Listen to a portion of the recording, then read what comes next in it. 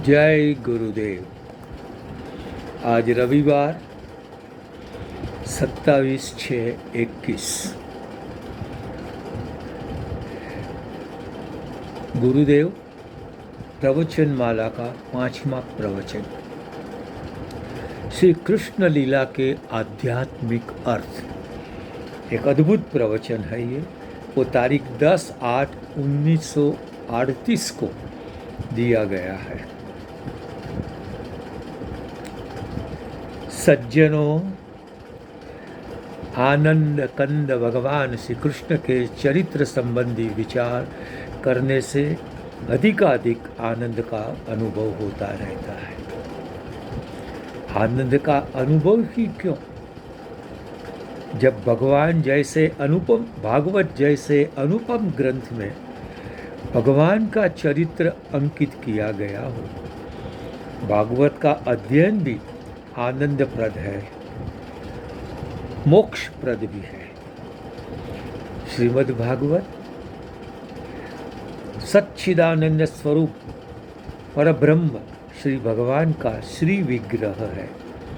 भगवान जब स्वर्ग में जा रहे थे, आसुर व्यामोह लीला कर रहे थे, यानी पृथ्वी से वो छोड़कर जाने का विचार किया। उद्धव जी ने प्रणाम करके कहा, प्रभु आप जाएंगे तो क्या होगा? तो उस समय भगवान ने कहा, मैं मेरा स्वरूप भागवत में छोड़कर जाता हूँ। तदेशा वाङ्मयी मूर्ति प्रत्यक्षा वर्तते हरे। ऐसा पद्म पुराण में कहा गया है। इसी कारण ये जो भागवत है वो भगवान की प्रत्यक्ष मूर्ति है, और वो भी क्या, वाङ्मयी, वाणी रूप, सरस्वती स्वरूप। ऐसी ये मूर्ति वो भागवत की है। उसमें प्रभु के जन्म और चरित्र है।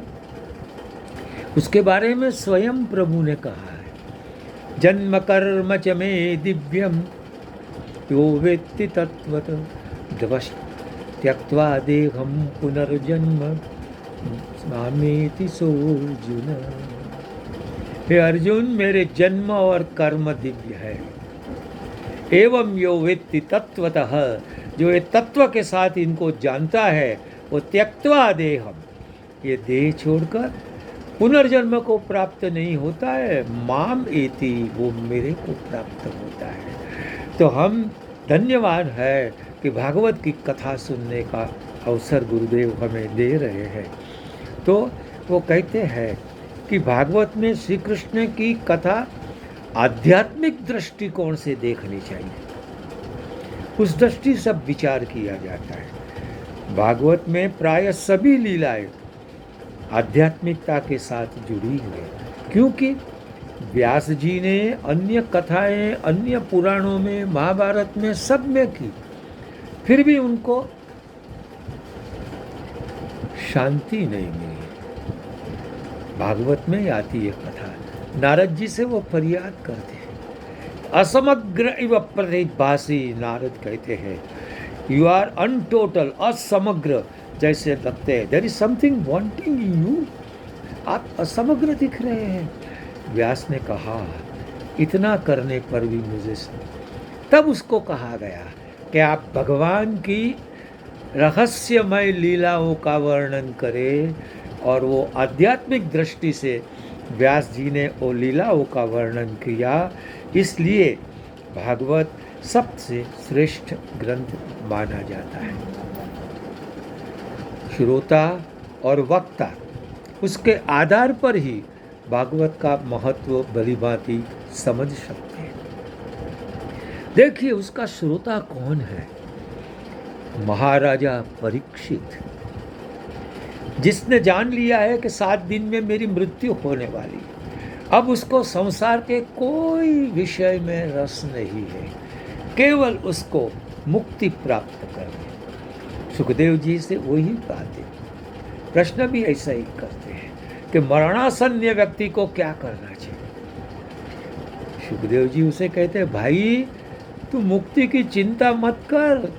दूसरे स्कंद के प्रथम अध्याय में कि भाई खटवांग नाम का एक राजा था, वो तो एक घड़ी में मुक्त हो गया।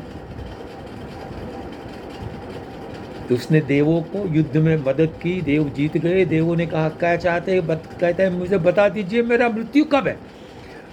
देवों ने कहा बस एक घड़ी, आधी घड़ी, ज़्यादा नहीं है, कोई चिंता नहीं। आसन लगा के बैठ गए, अपना मन पर ब्रह्म प्रभु श्री कृष्ण चंद्र में लगा दिया, मुक्त हो गए।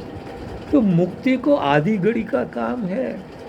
इसलिए अब तो कथा शुरू, और भगवान अमृत सम कथा सुखदेव जी महाराज सुनाते हैं। तो सुनने वाला पूरा वैरागी है, संसार के सभी संबंधों को छोड़कर, राजपाट को देकर, वो उस समय भारत का चक्रवर्ती राजा था, एक शासन था, इतना बड़ा भी राज्य, पटांत लग्न तृणवत, ऐसा कहते हैं कि हमारे खभे पर खेस डाला हो और खेस के एक कोने पर एक तिनका लग जाए तो हम झटक के फेंक देते हैं। उसी प्रकार इस राज्य और भोग को छोड़कर परीक्षित गंगा किनारे आके बैठ गए। तो वक्ता कौन है भाई? वक्ता भी कोई कम नहीं है, जिसकी दृष्टि में स्त्री या पुरुष का भेद भी नहीं है। और वो ऐसा नहीं, और लोग भी जानती है, स्नान करने वाली माताओं की भी प्रथा है कि ये ब्रह्मनिष्ठ है,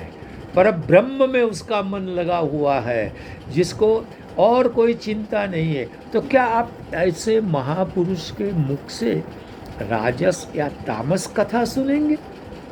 कभी नहीं हो सकता।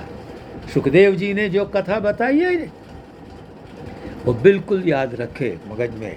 वो परम विरक्त है, परमहंस है, परमहंसों के आचार्य है। उसके मुख से भौतिकता की बात कभी भी नहीं हो सकती है। इसलिए वक्ता इसका महान है, श्रोता भी उसका महान है, और इसीलिए हम भी सद्भागी है कि हमें वो सुनने को मिल जाए। आज हमारे सामने भी मैं तो कहूँगा कि सद्गुरुदेव जैसे वक्ता है, तो हमें परीक्षित जैसे श्रोता बनना चाहिए। सांसारिक विषयों से मन हटाकर प्रभु के चरण में संपूर्ण रूप से प्रविष्ट हो जाए तो मुक्ति तो आधी घड़ी का काम बन जाएगी। लेकिन जब तक कथा सुनते रहेंगे तब आनंद सागर में डूबते रहेंगे। भागवत के चौथे स्कंद में 15 से 25 से 29 अध्याय तक गुरुदेव बता रहे एक अद्भुत कथा आती है जिसको पुरंजन कथा कहते हैं। वहाँ का बताया गया है कि एक पुरंजन नाम का राजा था और उसका ये शरीर पर अधिकार था। पुरंजन वो आत्मा है, उसकी रानी बुद्धि है, और बुद्धि रूपी रानी के पास 5 सिरों वाला एक सांप है। प्राण, अपान, व्यान, समान, उदान, ये 5 प्राण, वो 5 सिर वाला सांप है। और आत्मा रूपी राजा के महल के 9 द्वार हैं। नवद्वारे पुरे देही, ऐसा गीता भी कहती है। हमारा शरीर में 9 द्वार है, 7 द्वार ऊपर है, 2 द्वार नीचे है। 2 कान, 2 आँख, 2 नाक और एक मुख, ये 7। और नीचे के मलमूत्र त्याग के वो हो गए 9। तो ये देह 9 द्वार का है। और ये इस प्रकार ये आध्यात्मिक कथा का रहस्य, जीवात्मा इस शरीर में रहता है, वो आत्मा को इससे मुक्ति पानी है। इसलिए भागवत में भी इसी कथा के आधार पर हमें सभी जगह पर आध्यात्मिक रखना चाहिए। स्कूल में प्राध्यापक बच्चों को पढ़ाता है तो पढ़ाते समय उसको एक फॉर्मूला देता है। जैसे मैथमेटिक्स पढ़ाया, उसको फॉर्मूला दे दिया, अब ये करो, फिर दूसरा एग्जाम्पल, तीसरा एग्जाम्पल, चौथा एग्जाम्पल, वो सब उसके आधार पर वो बच्चे आगे सम जो होते हैं वो गिनते रहते हैं। हमें भी यहाँ आध्यात्मिक फॉर्मूला मिल गई है। एक ऐसा नियम है कि विज्ञान में जब गवेषण होता है, संशोधन होता है, तो एक सैद्धांतिक संशोधन होता है और एक प्रयोगात्मक संशोधन होता है। सिद्धांत यानी प्रिंसिपल, फिर आप उसको ले जाओ। आज समय कर गया इनका, इस चीज़ का अब कल करेंगे विशेष विस्तार। हरि ओम तत्सत।